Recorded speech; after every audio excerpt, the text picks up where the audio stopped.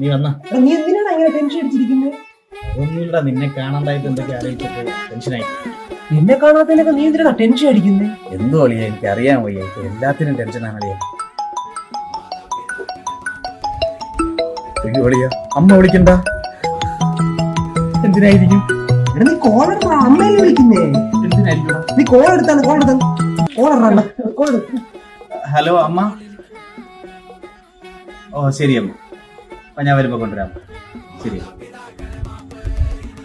വീട്ടിലോട്ട് പോകുമ്പോ പാല് മേടിച്ചോണ്ട് പോകാനായിരുന്നു. പാല് വാങ്ങിക്കാനാ? നീ ഇതിനൊക്കെ എന്തിനാണ് ടെൻഷൻ അടിക്കുന്നേ? എന്തോ ഭയങ്കര കഷ്ടം തന്നെ കേട്ടോ അതിന്റെ. ഞാൻ പോട്ടാ.